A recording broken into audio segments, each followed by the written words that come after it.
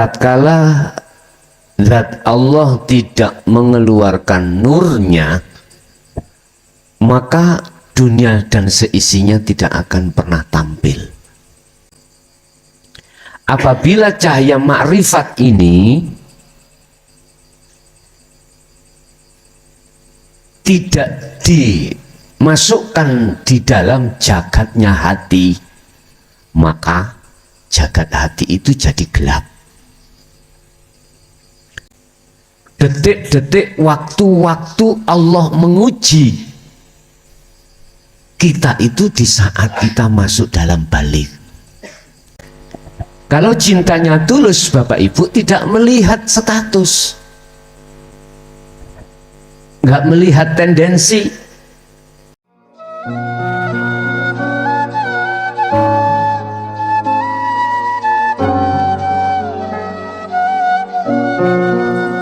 Hidup yang kami maksud itu adalah laisa lahu kamislihi syai'un. Sing kula maksud hidup itu adalah yang memiliki nama Allah itu loh. Tatkala zat Allah tidak mengeluarkan nurnya, maka dunia dan seisinya tidak akan pernah tampil. Wujud ning dunya iki tak akan pernah tampil. Bahasa syariat nurullah Allah iku tampilane nurullah, tampilannya nurullah itu lewat cahaya matahari. Akhirnya alam dunia yang asalnya gelap kita anggap nggak ada listrik dan lain sebagainya. Kalau Allah tidak menampilkan cahayanya di dunia atau di langit, syariat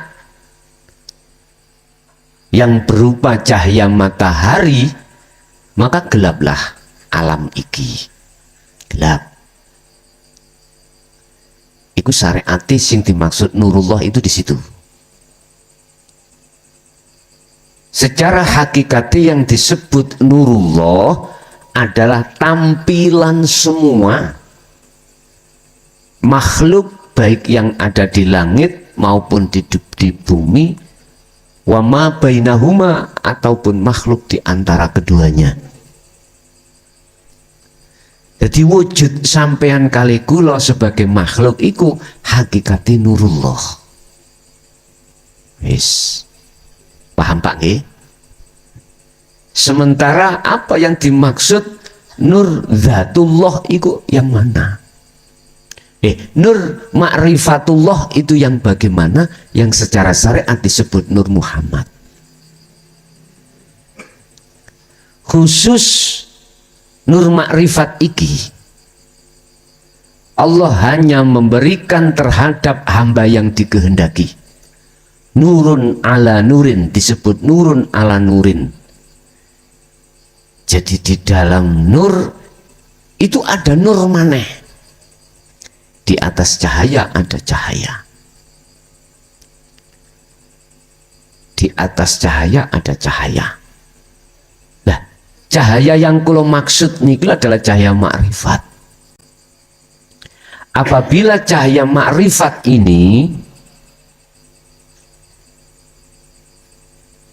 tidak dimasukkan di dalam jagatnya hati, maka jagat hati itu jadi gelap.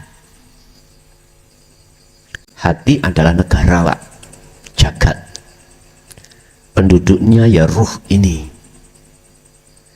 Tatkala cahaya makrifat Allah yang disebut Nur Muhammad miturut syariat itu tidak didatangkan di dalam hati, maka gelaplah hati. Gelap. Kalau hati ini suasananya gelap, maka penduduknya itu tidak akan bisa membedakan mana yang hak dan mana yang batil. Maksudnya mana yang jadi kepentingan nafsu dan tidak, nggak bisa. Sebab nafsu masuk di dalam jagatnya hati itu Bapak Ibu akan menciptakan kondisi jagat hati itu gelap. Gelap. Sebetulnya jagate hati jenengan kali kula asal muasal niku terang benerang, asal muasal. Kapan itu terjadi? Ketika panjenengan ini belum masuk di dalam akil balik. Ini jagat hati sampean iki terang benerang. Kalau jagat hati sampean kali kula ini terang benerang, itulah nanti yang disebut penduduk yang disebut ruh, itu ma'rifatullah.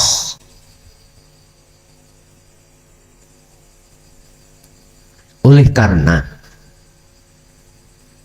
kita ruh dulu itu sudah pernah janji nang Allah bala sahidna, maka Allah akan menguji ruh. Ruh diuji saat detik-detik masuk dalam zona balik sampean. Tidak laki, tidak perempuan. Detik-detik waktu-waktu Allah menguji kita itu di saat kita masuk dalam balik. Sehingga mengapa Rasulullah berani memberikan satu pernyataan fatwanya lewat hadis, setiap bayi yang lahir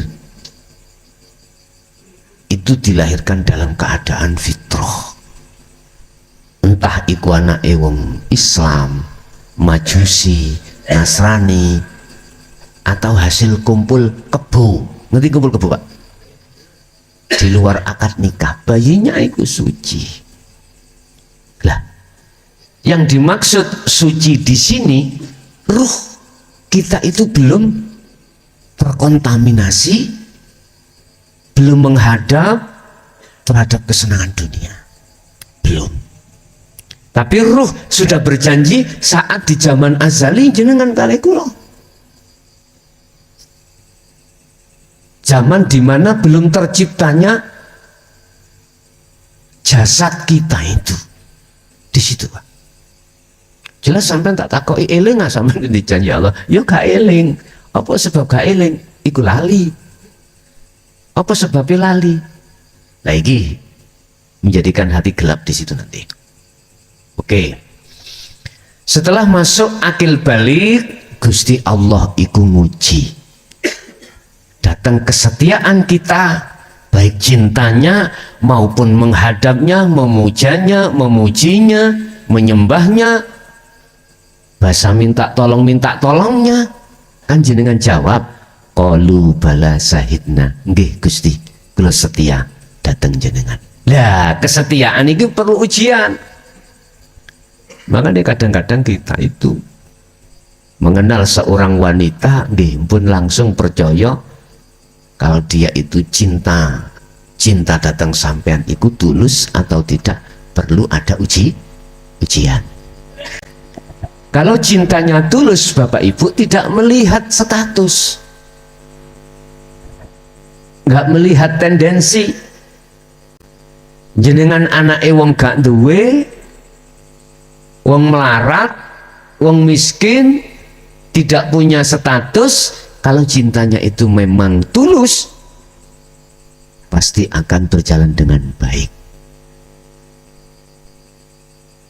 Tapi bila mana orang itu cintanya karena ada tendensi embel-embel, jenengan iku sebabe duweni status wong sugih, pengusaha, cara pangkat jadi DPR. Aku yakin status Anda tatkala sudah nikah itu hilang, mesti ditinggalkan teman. Makanya perlu diuji. Jenengan nek wekdal nador dateng calon sampean uji. Sampean uji. Benarkah dia itu cintanya karena Allah alias tulus, ataukah karena ada tendensi yang lain? Iku wis kula mboten ngajari jenengan paham dhewe. Aku cuman bahas Gusti Allah ngetes kesetiaan kita sebagai ruh. Akhirnya apa? Allah oleh ngetes iku lewat nurullah, lewat cahayanya dulu. Cahayanya dipanggil, sunapsu sinio, iblis rinio, innahu lakum aduwwum mubin. Kui bakal saya jadikan sebagai alat untuk ngetes arwah-arwah kai. Siap. Nafsu iku utawa iblis niku taat, Pak. Nang Allah iku taat. Diperintahkan sebagai alat untuk ngetes iku purun. Umpama dialog, dengan apa ya Allah? Nafsu umpami ngomong, nurullah man. Dengan apa ya Allah saya mempengaruhi atau muji terhadap arwah-arwah? Ruh iku, nek ruh iku berarti satu, nek arwah pirang-pirang ruh, ngoten nggih. Dengan apa ya Allah? Ya kae ning Quran kuwi sing tak sebut hubus syahawah, kesenangan duniawiyah. Wa zuyyina linnasi, akhirnya didukno ayate wa zuyyina linnasi hubus syahawah. Dengan kesenangan dunia inilah Allah mengujimu, mengetesmu. Apa ya, nek bahasanya itu maes-maesi. Nah, kira-kira arwah iki setia atau enggak nang Allah? Isine hubus syahawah rupane minan nisa, umpama kanggo wong lanang wong wedok. Minar rijal kanggo wong wedok iku wong lanang. Akil balik iki. Wis. Isine hubbus syahawah yang kedua adalah anak wal banin. Yang ketiga wal qanatiril mungkontoro, dunya brono. Wis. Pertanyaannya, ruh iki terpengaruh dengan kesenangan duniawi enggak? Gak usah munafik kita, ya. Dan ini proses kita memang harus terbuai, Pak. Terbuai oleh apa yang diajukan oleh nafsu dalam diri kita masing-masing yang berupa hubbus syahwat. Cintane ati nangane syahwat. Oke, nek sing lanang nyedeki wedok, sing wedok ngi merapat nang sing lanang. Jenengan kali kula nggih butuh maem, ya butuh dunya brana, sandang, pangan, papan, akhirnya mendekat, nyambut gawe dan lain sebagainya. Lah, inilah Rasulullah sebelumnya itu sudah membekali ilmu syariah, sudah dibekali ilmu syariah. Oleh kuwi nyambut gawe ning kudu miturut ilmu syariate. Oleh kuwi garwa seneng nang wong wedok ning, tetapi kau harus mengikuti ilmu syariate. Oleh kuwi punya anak tapi ya kudu paham ilmu syariate. Jadi biar dunia ini gak rusak, Pak, secara fisik. Nurullah biar gak rusak secara fisik, alias dia gak ngawur, ngoten lho. Nah nek gak ditotok oleh Rasulullah ilmu syariah, rusak, Pak. Akhirnya piye? Ketika saat seneng wong lanang wong wedok, wis mbuh iku bojone wong apa duduk bojone wong. Nek kan ilmu syariat lho nggih, kepengin duwe anak, wis gak nikah gak apa. Lah, rusak toh? Lah, ilmu syariatnya ditegakno Allah. Di dalam ilmu syariat cuman ada dua hukum. larangan dan perintah. Mana larangan tinggalkan, mana perintah jalankan. Wis, berjalanlah itu.